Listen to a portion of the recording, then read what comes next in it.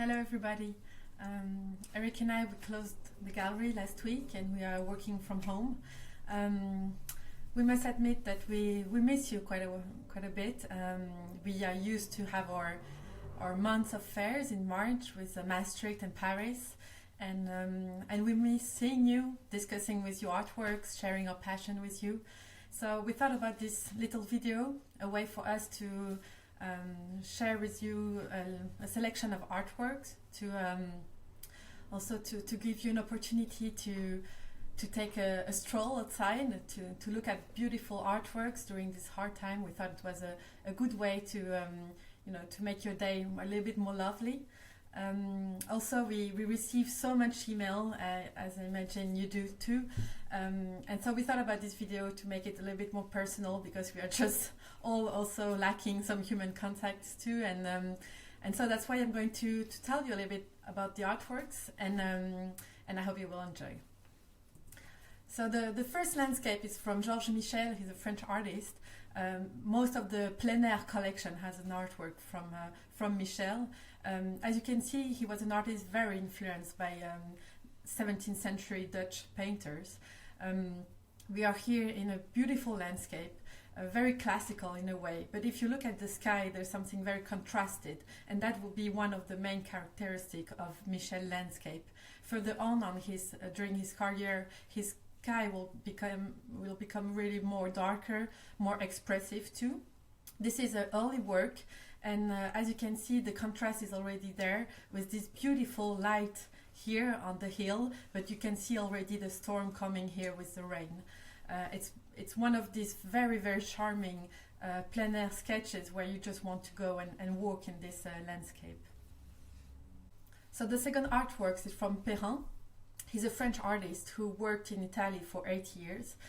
This is, of course, the very famous tomb of Cecilia Metella on the Via Appia. It's a famous monument who was represented a lot by Corot and other artists. One thing that Perrin does here, and it's really interesting, is that he focuses the whole composition on the monument itself. Usually the monument can be a little bit on the right, a little bit on the left, a little bit far away, but here it occupies the whole composition, the center of the composition. And you can see the beautiful way he represented the stone with this very golden and pink palette. The little characters are very Italian, very charming too. And what I love about this work is this blue sky. You feel the Italian sky in this very, very bright blue. But also the detail that I love is the plant here on the foreground. I think it's very, very modern. There's a detail here. There's something quite expressive, quite naive too in this, in the way he represented this plant. Very different from other artists of the time, which make this whole composition with this vegetation, the little character, and this huge monument in the center, something very unique, I think, in this, of course, in this Italian style of the late 19th century. For the third landscape, we go to Scandinavia. This is a landscape at Ilsted. It's an early painting by the artist, before he follow Amersfoort, in that he will represent more interior scene and something more silent, something more symbolist. Here we see the influence of the French Impressionism, a little bit like Caillebotte. You can feel in the blue palette, and with the little touches of white that you can see here with the little boat.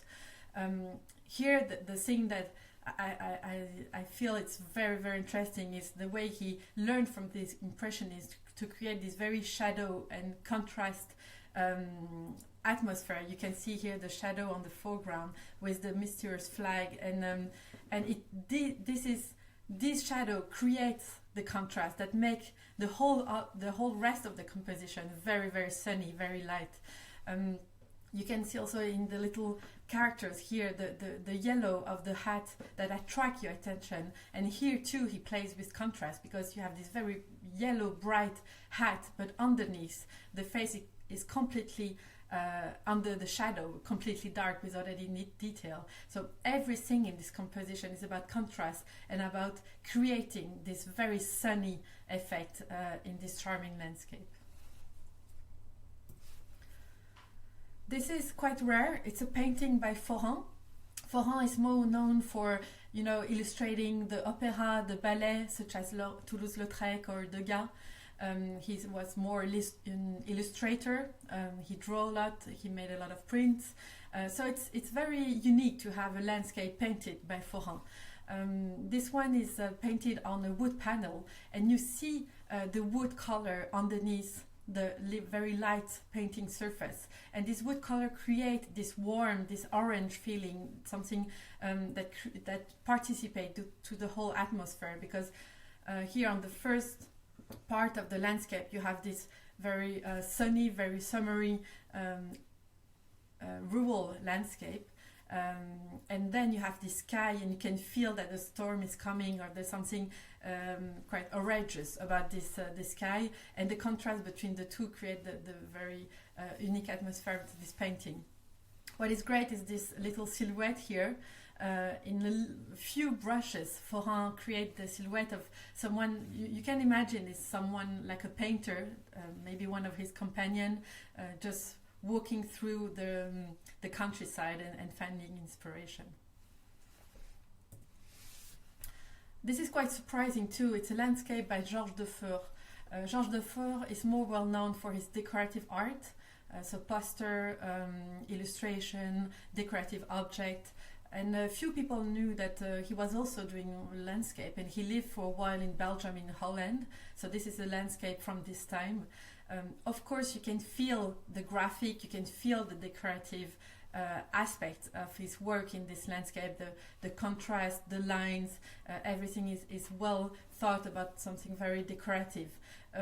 What I feel is very amazing in this work, very modern, is the sky.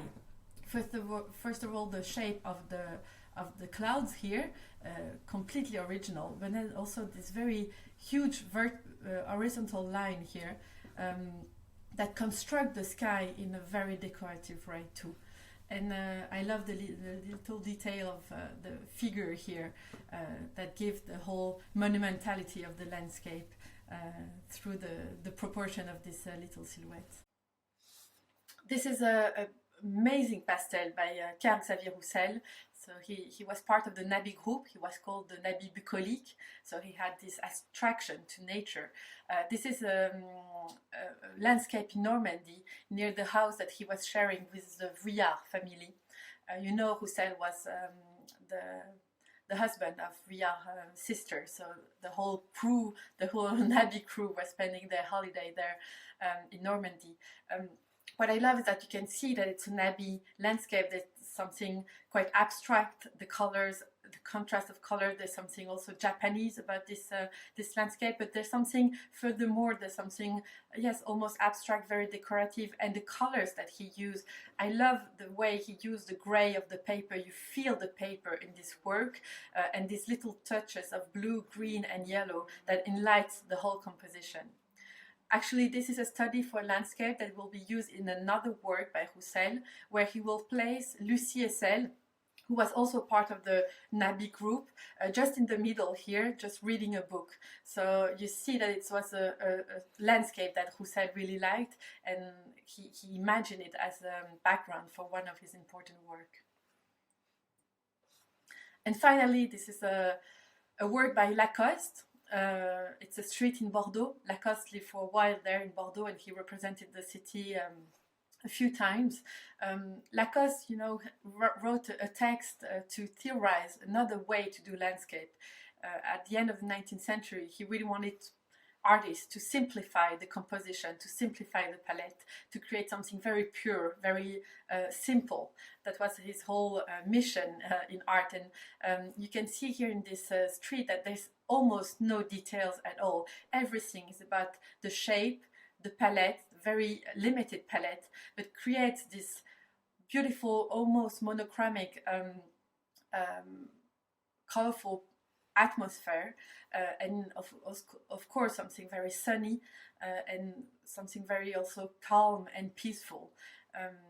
Of course, there's the influence of the Japanese print, of the way that every shadow, every light is created by something very simple, something very geometrical. But there's also a lot of charm with this texture of painting, and I thought that it would be a beautiful work to finish here our discussion, because it's just so relaxing to look at it. You can spend hours just trying to imagine walking through this street in this very sunny atmosphere. So I've attached to this mail the PDF, so you can look at the works again. And on the PDF, you will also find in the next pages the information about the artworks. So I hope you really enjoy it. You can send me email if you want to let me know about questions or comments. You can also, always call me in this hard time. It's great to hear our voice sometimes.